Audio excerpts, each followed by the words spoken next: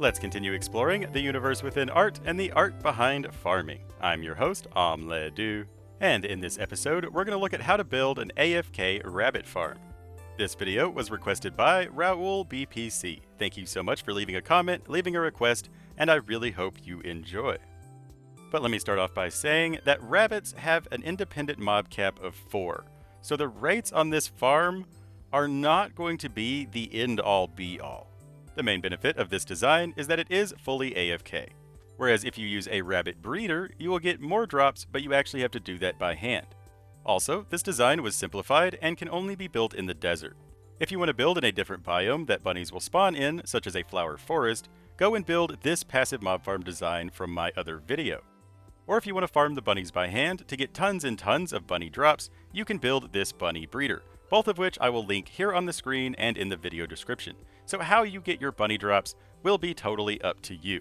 If you do want to build this desert bunny farm, this is what you will need. Now the scaffolding is actually totally optional. I just like using it because it's easy to place, and you can go up and down it to access the farm. But you could always just pillar up another way. Now the grass, you will need at least one grass, but you could always let it spread to dirt if you don't have enough grass to actually build it, and I would recommend bringing an extra stack of dirt just to make building it easier. First things first, we need to find us a desert. The reason being is that only bunnies will spawn here, so we can make the farm much smaller and cheaper.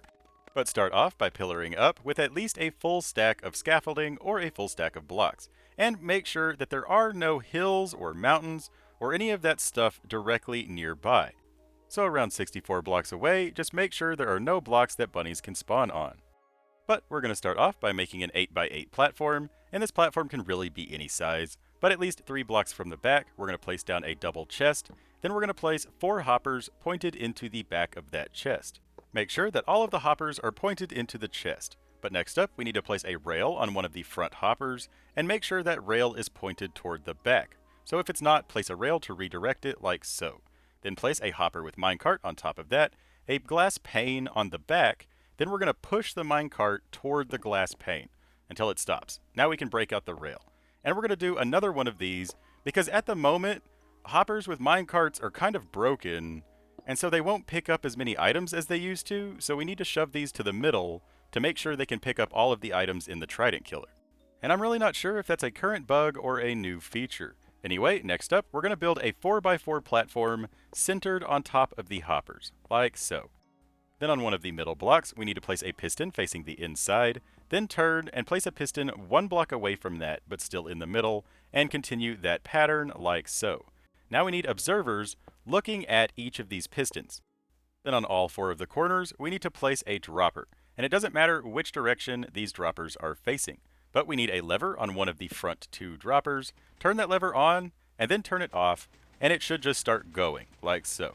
That lever will turn the trident killer on and off. So flick it again to turn it off, and now we need to go up by 2 blocks on top of all of the components that we just placed, so that we're left with a tube that has a 2x2 hole directly in the middle. After that, throw a trident on one of the 3 blocks at the bottom of the tube. Now we need to place 8 blocks going off from all 4 sides. So just pick a side, go out 8 blocks, pick another side, go out by 8 blocks, and do that 2 more times. Then we're going to connect all of the ends together and then fill it in. So now you will have a 20x20 platform with a 2x2 hole directly in the middle. Now we're going to go up by 2 blocks along all of the edges, like so. Then we're going to place a block into all 4 of the corners.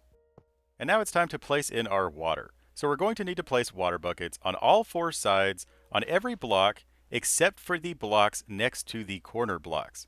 Do not place water next to the corner blocks. And of course, in survival, placing 2 water buckets 1 block away from each other will create infinite source blocks that you can then fill empty buckets up with. But when you're done, the water should flow right up to the edge of your 2x2 hole because water flows 8 blocks.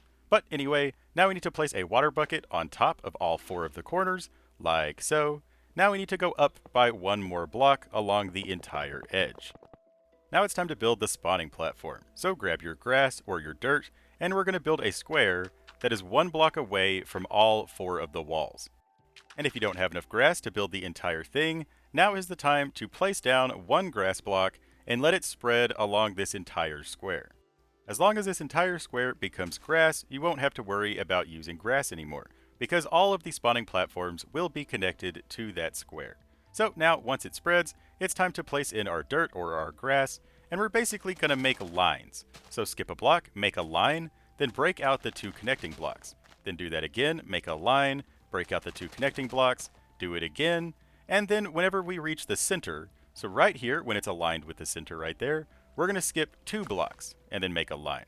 So in the very, very center, you'll have a 2-block wide gap, but everywhere else, you'll just have rows, and then air, and then a row, and then air. So when you're done, you will end up with 8 rows like you see here. Now it's time to place in our trapdoors. So right here, next to the edge, skip that row, but we're going to place a trapdoor on the side of every single grass block. And when you finish placing them on the grass, now we're going to place it along every single wall that is next to a grass block, including the ends of each row over here on this side. And don't forget to place an extra row here in the middle, since that gap is 2 blocks wide. And when you're done, it should look something like this. Now it's time to place torches. So just spam torches along all of the walls. The more torches, the better. This makes sure that the farm doesn't spawn any mobs, but will also keep bunnies spawning during the nighttime. Now, from any one of the edges, we need to count out 23 blocks. So from any of the edges, count out 23 blocks, and this is going to be your AFK spot. And technically, the farm will also be active from the 24th or the 25th block. Now ideally, you still want to AFK on the 23rd block, but this is helpful to know if you want to do other stuff instead of just AFKing. So you can build a platform as wide as the farm, and no matter where you are on here, the farm will still be active. So you can plant trees, run furnaces, or do anything that you would normally do in Minecraft while you wait on bunnies. But if you do end up AFKing, just remember that you want to be centralized with the farm, so on one of the 2 center blocks aligned with that double chest down there. Personally, I'll build a safe AFK spot on the 23rd or 24th block, and then I'll plant trees and do other stuff so that I can, go mow the yard, then come back and cut down trees, and then keep AFKing. But anyway, now we just need to connect our AFK platform with our platform down here so that we can access the farm and our AFK spot. So we just need to pillar up, make a staircase, make a bubble elevator or a minecart, whatever you want to do. And with that, we are now totally done, so grab your looting sword and turn it on. But remember, as with anything that uses a trident killer, you should always turn it off before you log out or leave the area. There's a chance that the tridents will mess up if you don't turn it off. Some other important things to note is that animals do need access to sky in order to spawn, so you can't build anything above this farm. And you also don't want to have any tamed animals within simulation distance, so like 64 to 80 blocks away. And if you want to improve the rates by building more of this farm, so if this was the 23rd block away from that farm, then this one right here should be 23 blocks away from a farm over in that direction. So we count out 23 blocks from this center block. That one should be 24 blocks away from all of the farms. Doing this will increase the number of potential spawn locations, as well as semi-abuse mob density checks. And if you build 2 of this farm, the same rules for AFKing apply. You'll still be able to hang out anywhere on this platform, and both farms will work at the same time. But if you AFK, try to AFK in the middle. Now, if you build a 3rd farm, or a 4th one, that will actually limit where you can hang out. If you build a 3rd one, or a 4th one, you'll now be limited to this 3x3 area directly here in the center. Anytime that you're not in this 3x3 area, at least one of the farms will be completely turned off. So remember that that center block will be 24 blocks away from any farm that you build in any direction.